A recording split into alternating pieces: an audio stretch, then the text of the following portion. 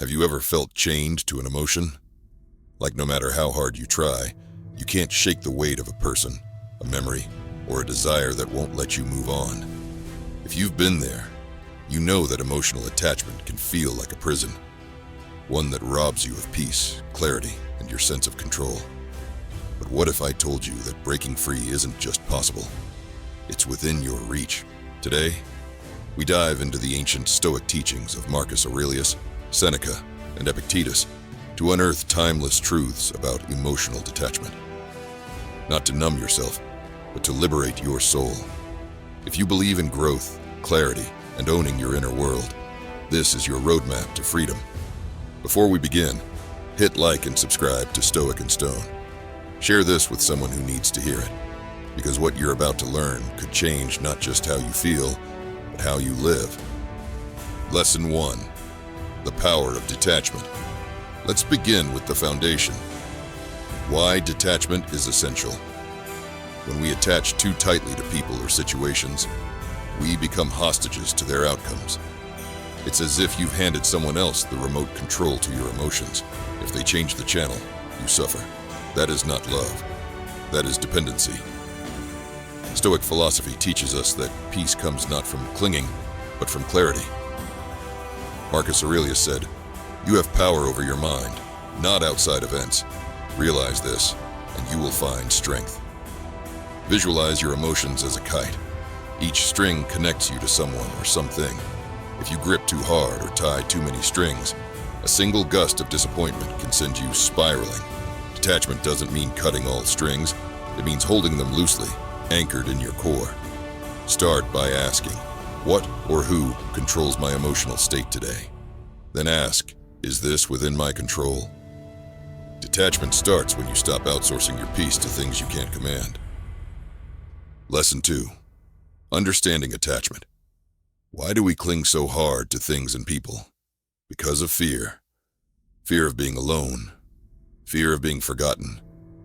Fear of being not enough. And where does fear live? In the ego. Seneca wrote, "He is most powerful who has power over himself." When our ego dominates, it drives us to seek constant validation. We don't love, we grasp. We don't connect, we clutch.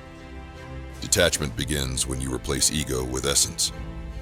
When you remember that your worth isn't in how many hearts you win, but in how anchored you are in your own. Love isn't about possession, it's about presence. It's not about holding someone tightly, it's about walking with them freely. So how do you detach from ego? Start with this. Name your fear, then question it. What am I really afraid of, and is it real? Most of the time, you'll find it's just smoke and mirrors. Lesson 3. The illusion of the ego. Our ego plays tricks. It whispers lies. You're not enough without them. You'll never find this again. You need their approval. Epictetus warned us, it's not what happens to you, but how you react to it that matters. The ego builds false pedestals. It idolizes others. But the moment life brings us back to our knees, illness, loss, mortality, we remember, no one is above or below us. We are all temporary, fallible, human. Healthy detachment doesn't mean denying connection. It means dethroning obsession. It means realizing that losing someone does not mean losing yourself. Every time you practice gratitude for your existence, every time you nurture your talents, every time you center your worth in your actions, you dismantle the illusion. Lesson 4. Detachment in practice. Here's where it gets real. How do you actually do it? Let's be honest, letting go hurts, but clinging to what doesn't serve you hurts even more. Start by naming what you're holding on to.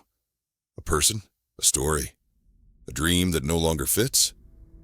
Write it down, then list what it's costing you. Time, peace, energy, opportunities. Let those costs be the fire that fuels your release. Replace rituals of attachment with rituals of freedom. If you normally scroll through someone's feed to feel connected, replace it with journaling. Meditation, a walk. Replace fantasy with reality. Replace longing with learning.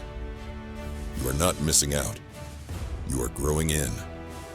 Lesson 5. The path to happiness. What makes you valuable? Is it who desires you? Who chooses you? Number, it's who you become. Detachment isn't a wall. It's a window.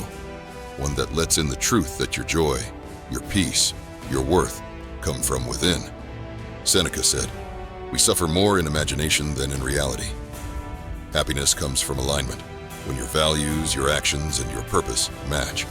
When you stop chasing someone else's script and write your own. Tend to your own garden. Cultivate your habits. Pour into your passions. And what you lose in attachment, you will gain tenfold in self-respect. You are not broken for loving deeply. You are not weak for feeling strongly. But you are powerful beyond measure when you realize that emotional freedom is not the absence of love. It is the presence of wisdom. Let go, not with bitterness, but with bravery. If you made it this far, type emotional freedom in the comments. Hit like, subscribe, and share this with someone who needs to remember their worth.